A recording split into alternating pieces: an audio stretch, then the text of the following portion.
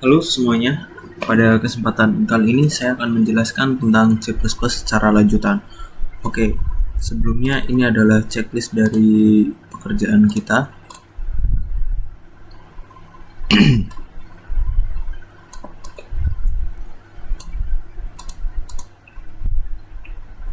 Oke, nah ini adalah checklist dari pekerjaan kita. Pertama ada menjelaskan variabel, tipe data, dan konstanta dengan contoh, demonstrasi array dan std vektor, input pengguna menggunakan scene dan getLine dengan contoh interaktif, membuat fungsi sederhana dengan parameter dan return, jelaskan skop variabel, gunakan komentar yang baik untuk kode yang rapi dan mudah dipahami, jelaskan penggunaan namespace STD dan alternatifnya, menyajikan latihan konversi suhu, kalkulator, dan data mahasiswa. Oke, di kali ini saya akan mencoba untuk belajar secara latihan. Jadi saya akan konversi suhu, pengolah nilai, dan satu lagi tadi adalah kalkulator sederhana. Oke, langsung saja ke Visual Code. Oke, ini adalah contoh yang pertama. Jadi pada contoh proyek ini adalah proyek untuk menjelaskan kenapa kita menggunakan using namespace, dan proyek yang kita menjelaskan variabel, tipe data, dan konstanta dalam program C++. Oke, pada kesempatan ini saya akan menjelaskan include iStream. Include iStream adalah sebuah library yang harus kita gunakan. Tentu saja di library tidak hanya iStream, ada bermacam-macam. Kalau ingin mencoba bisa cari di include. Kita klik include. Nah, ini contohnya ada include string.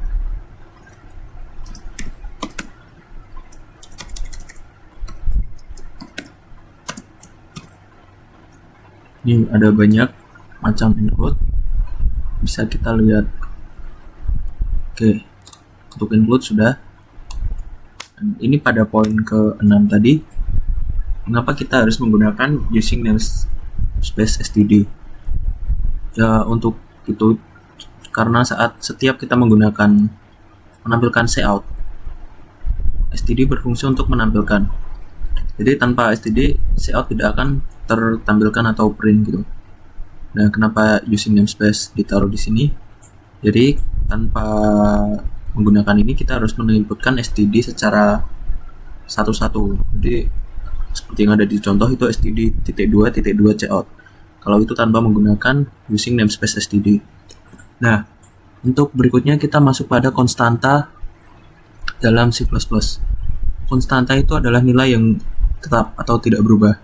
Jadi pada ini saya mendeklarasikan variabel faktor konversi sebagai 1,8. Jadi faktor konversi itu variabel sama dengan 1,8 konstanta. Jadi setiap faktor konversi muncul dalam program itu nilainya 1,8 konstan dan tidak bisa berubah. Gunakan float karena tipe data float, karena ini ada komanya. Untuk ini int karena ini angka bilangan bulat. Jadi ini sama juga seperti yang tadi. Ada pada variabel titik beku sama dengan 32. Jadi variabel titik beku memiliki nilai yang konstan sebanyak 32. Memiliki nilai konstan yang nilainya 32. Nah, itu maksud saya. Titik beku memiliki nilai konstan yang nilainya 32. Nah, ini adalah merupakan konstanta. Di konstanta itu ada titik beku yang nilainya 32 dan ada faktor konversi yang nilainya 1,8. Oke, lanjut saja pada program utamanya atau ini. Dari double sampai ke end line terakhir. Di sini sudah ada catatan. Ini membahas pada poin pertama, variabel dan tipe data. Jadi tipe data di sini kita gunakan double. Mengapa saya menggunakan double? Jadi double ini untuk menjangkau hasil desimal yang lebih luas dan lebih rinci. Karena suhu ini menyangkut hal yang tepat atau nilai pasti, maka saya ingin hasilnya lebih rinci. Begitu pula baik Celsius maupun Fahrenheit, dua-duanya saya menginginkan hasil yang pasti. Oke, ini cout. Cout ini merupakan keluaran seperti print. Jadi nanti akan ada program konversi suhu kalau di run, dan inline. Inline ini seperti halnya kita memasukkan enter. Jadi akan programnya tidak menumpuk sebaris gini, tapi akan ada di bawahnya. Lalu masukkan suhu Celsius. Ini sein suhu Celsius. Oke. Set out. Ini variabelnya suhu Celsius. Suhu Celsius kali, nah ini sudah suhu Celsius. Ini merupakan variabel yang ada di sini juga, input standar. Kenapa di sini tidak dikasih inline? Nanti akan saya jelaskan dan akan ada bedanya. Ya sama seperti halnya yang tadi saya jelaskan, kalau sini ada inline-nya maka tulisannya akan menumpuk. Kalau tidak dikasih inline menumpuk, dan itu emang saya ya memang bagusnya seperti itu, karena kalau ditaruh di bawahnya mungkin hasilnya akan kurang rapi atau kurang tertata. Langsung saja kita bahas secara penulisan dulu. Ini program yang sudah saya jalankan tadi, kita ulang dari nol saja. Tunggu sebentar. Oke, masukkan suhu Celsius 35. Nah, ini maksud saya itu di bagian sininya. Ini kalau tanpa inline akan langsung tertulis di sampingnya. Coba kalau kita masukkan inline di sini, hasilnya pasti akan lebih kurang. Langsung di bawahnya saja supaya kelihatan.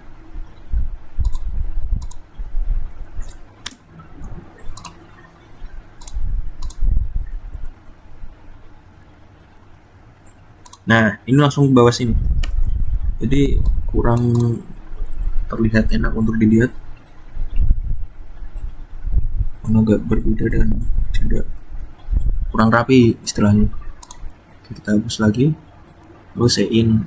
Oke, sudah tadi. Nah, berikutnya adalah rumus untuk mencari suhu Fahrenheit jika diketahui suhu Celsiusnya. 1,8 dikali suhu Celsius yang kita inputkan plus 32. 1,8 itu adalah faktor konversi yang nilainya tidak bisa berubah, atau konstanta yang tidak bisa berubah. Suhu Celsius adalah variabel yang kita masukkan plus titik beku. Titik beku adalah konstanta yang sudah ada dari sana dan tidak bisa berubah. Terakhir, Cout suhu dalam Fahrenheit. Ini fungsinya untuk memasukkan apa yang ada di dalam variabel, jadi dimasukkan panah ke kiri, inline. Sebenarnya tanpa inline juga tidak berpengaruh karena ini udah mencakup di akhir program, tapi kita buktikan saja.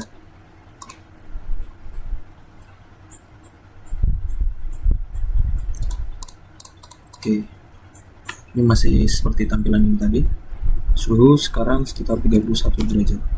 Nah, suhu dalam Fahrenheit 87,8 derajat. Apakah benar? Jika tidak yakin, bisa kita cari di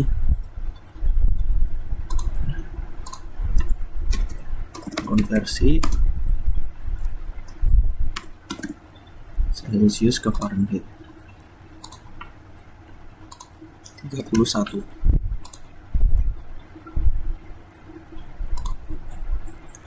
87,80000. Ini sudah sama dengan yang di sini, kurang lebih sama. Oke, cukup. Lalu saya ingin membuktikan yang tadi, karena ini di akhir program maka tidak perlu, dan yang ini kita rapikan lagi. Sekarang kita run. Nah, ini sudah di samping persis, jadi kita masukkan 45. Nah, ini memang tidak diperlukan untuk inline ya, kecuali kalian ingin menginputkan sesuatu di bawah itu. Langsung ke inline saja. Cout. Ada tambahan, hanyalah tambahan agar lebih rapi hasil run.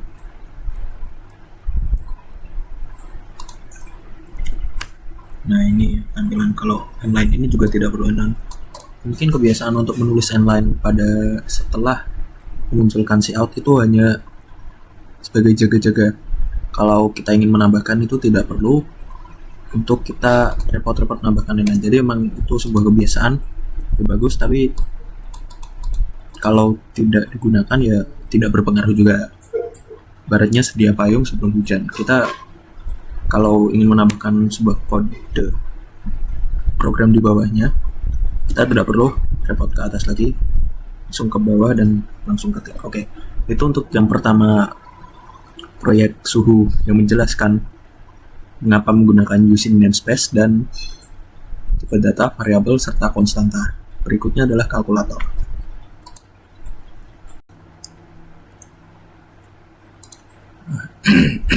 Ini pada bagian kedua dari proyek kita, kalkulator sederhana. Kalkulator ini saya buat sangat sederhana karena hanya bisa menjumlahkan saja, dan itu hanya bisa digunakan sekali. Jika ingin menggunakan kembali harus di run. Jadi saya tidak memasukkan fungsi loop pada ini. Oke, ini masih sama, include iostream dan using namespace std. int penggunaan. int total penggunaan ini adalah variabel global yang bisa diakses oleh semua fungsi. Jadi seperti halnya di bawah ini langsung ada double, fungsi double tambah variabel tambah double A double B, total penggunaan plus. Jadi setelah ini digunakan, yang tadinya 0 akan bertambah 1. Jadi total penggunaan akan ditampilkan di akhir, yaitu sebanyak 1 kali. Sudah pasti 1 kali karena tidak bisa di loop. Saya tidak memasukkan loop. Pertama, yang kedua nih, di sini ada komentar fungsi void tidak mengembalikan nilai. Void di sini sapa user, string pesan, halo selamat datang di kalkulator C++. Nah, string ini, string pesan sama dengan halo bla bla bla bla, itu adalah variabel lokal yang nggak bisa diakses di variabel utama atau tidak bisa diakses selain sapa user, selain di fungsi sapa user. Jadi cout-nya nanti pesan inline. Nah, ini pesan juga tidak bisa diakses di fungsi selain sapa user, fungsi sapa user. Nah, langsung pada bagian int main, sapa user ini kembali di void, jadi langsung dijalankan semua satu fungsi. Masuk, jadi akan halo selamat datang di kalkulator C++. Double bilangan 1 bilangan 2. Kenapa saya menggunakan ini? Karena saya ingin jumlahan ini bisa digunakan untuk menjumlahkan bilangan desimal. Cout masukkan angka 1, in bilangan 1. Sini bilangan 1. Cout masukkan angka 2, in bilangan 2. Double hasil sama dengan tambah ini fungsi tambah itu berisikan double A dan double B. Bilangan 1, bilangan 2. Cout hasil penjumlahan ditampilkan hasil yang sudah ada. Inline, kalkulator telah digunakan sebanyak, seperti saya bilang tadi, plus 1, jadi 1 kali inline return 0. Di sini saya menggunakan sebuah komentar agar terlihat lebih rapi dan bisa membedakan fungsi-fungsi lainnya. Jadi fungsi yang satu dengan fungsi yang lainnya itu tetap bisa dibedakan. Baik maupun di sini ada variabel global, fungsi double, fungsi void, dan fungsi integer, int main, fungsi min. Di sini, oke, langsung saja kita coba. Hapus dulu.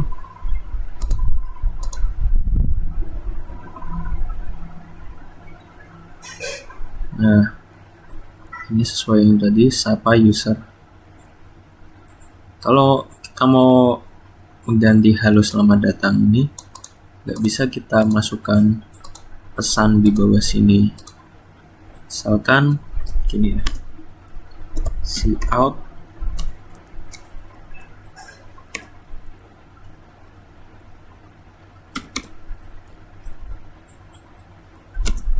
pesan. Nah, nggak bakal keluar apa-apa di sini. Nah, emang ini adalah variabel lokal dari fungsi void sapa user. Nggak bakal keluar kecuali kita di sini menghasilkan yang variabel global. Hasil ini kan variabel global. Nah, bakal keluar ataupun total penggunaan. Saya jadi mau langsung total penggunaan, saya kasih di atas ini. Oke. Coba dulu.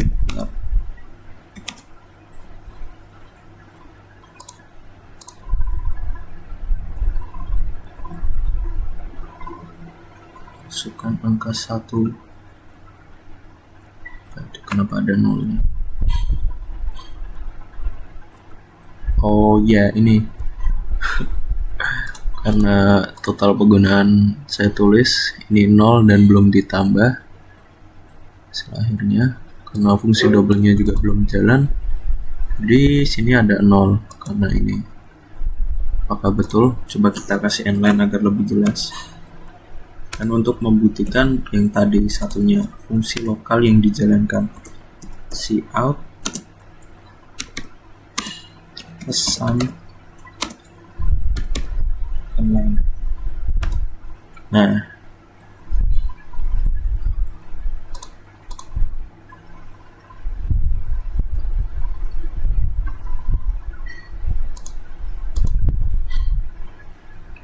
error pesan tidak dideklarasikan di scope ini, scope variabel ini. Jadi memang tidak bisa. Oke. Yang terakhir, saya ingin mencoba untuk menjumlahkan bilangan desimal. Saya rasa tidak perlu. 3, saya arang saja.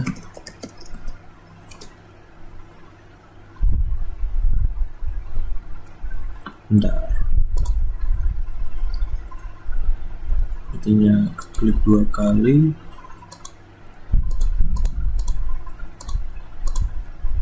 Hapus sebentar biar lebih rapi.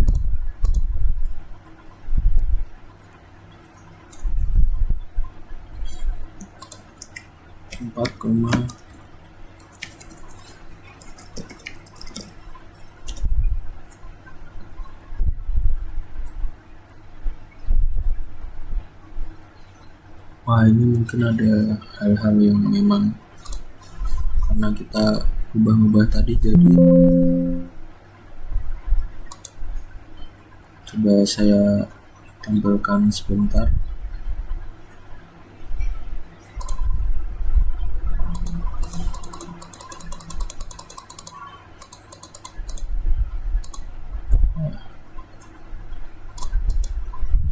Ini tampilan awal yang belum kita pahami. Jadi untuk simbolnya itu tidak koma tapi titik. Nah, ini contohnya angka 1, 5 sekian, 7 sekian, hasilnya ini. Nah, jadi memang bisa digunakan untuk menjumlahkan bilangan koma. Oke, sekian dari saya untuk proyek ketiga ini. Berikutnya adalah proyek ketiga, maksud saya ini proyek kedua, berikutnya proyek ketiga, dimana itu adalah pengolahan nilai. Oke. Dari video kali ini, yaitu adalah program untuk memasukkan sebuah nama daftar dan nilai dari mahasiswa. Seperti biasa, include iostream dan include string, include vektor. Kenapa include vektor? Jadi jika menggunakan array biasa, itu jumlah datanya itu kaku dan harus ditentukan dari awal. Misal 5 akan 5 terus dan tidak bisa diubah. Tentu ini akan menyulitkan jika data itu tidak menentu. Kita ambil contoh kasus data mahasiswa nilai ini. Pada hari H, mahasiswa tidak berangkat. Nah, itu mungkin akan mengurangi jumlahnya. Oke, seperti ini.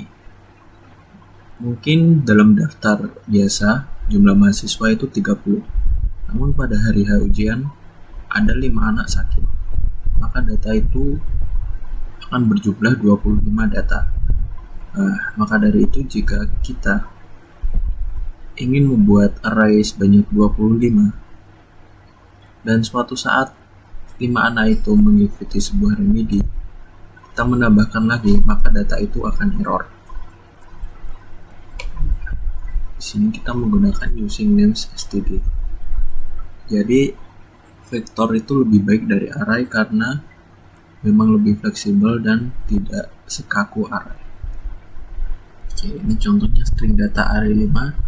Array biasa ukuran harus ditentukan di awal. Vektor array dinamis, ukurannya bisa membesar otomatis. Ini string data array dan vektor. Vektor string daftar nama, vektor double untuk variabel daftar nilai. Caranya variabel pilihan sama dengan y, while pilihan sama dengan y, string nama double nilai akan masukkan standar. Jadi ini y atau n. Ini untuk menentukan lanjut atau tidaknya sebuah pilihan saat kita memasukkan. Kalau sudah cukup itu n, maka selesai. Karena ini y, jadi akan bermasuk ke daftar. Poin ketiga, masalah C-in dan solusinya. Kalau pakai C-in, nama seseorang yang lebih dari 2 kata akan error atau terpotong.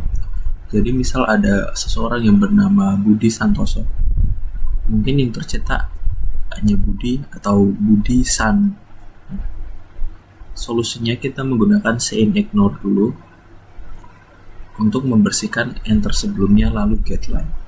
C-in ignore, cout nama lengkap, getLine C-in nama, bisa baca spasi. Cout nilai akhir, C-in nilai. Poin kedua, menambah data ke vektor. Jadi ke ini adalah daftar nama plus pushback nama, daftar nilai dot pushback nilai. Kalau kalian menginputkan lagi, berarti nanti yes, kalau tidak menampilkan data looping vektor. Cout ini data yang kita masukkan tadi, lalu dot size mengambil jumlah data yang ada di vektor. Kalau i sama dengan 0 dan i kurang dari daftar nama, size-nya akan bertambah 1 dan cout i plus 1 titik daftar nama. Jadi nanti di sampingnya langsung saja, ini saya tadi sudah membuat.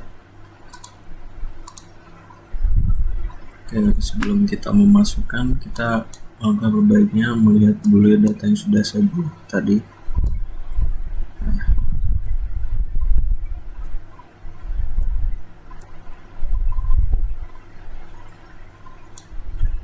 Atau kita langsung membuat saja. Kita akan menggunakan beberapa nama. Kita enter terlebih dahulu. Yang pertama ada Budi Haryanto Subagja, mendapatkan nilai sekitar 76. Input lagi, Nareswara Kinanti, mendapatkan 70. YNI Risma Adinugraha mendapatkan 100. Ace, saya lupa enter, berarti namanya Bisma Adinugraha 100, mendapatkan 89. Ini kan Nah, sini akan ditambahkan Budi Haryanto Subagja, nama lengkap tidak ada potong karena kita sudah menggunakan sein ignore. Nilainya 76, Hariswara Kinanti nilainya 70, dan Ismadi Nugraha 100 nilainya 89. Ini daftar nilai. Ini tadi yang ini maksudnya daftar nama 1 plus daftar nama I. Jadi ini akan bertambah terus sampai seluruh data yang kita punya itu diinputkan. Jadi kita tidak terpaku pada jumlah data seperti string vector ini, string vector data array. Nah, kita tidak terpaku yang jumlahnya harus itu, tapi kita bisa memasukkan data sesuai yang kita pilih. Oke, itu sekian dari saya, kurang lebihnya mohon maaf. Jika ada kesalahan mohon dikoreksi, jika ada saran mohon ditambahkan. Saya pamit undur diri, mohon saksikan video selanjutnya.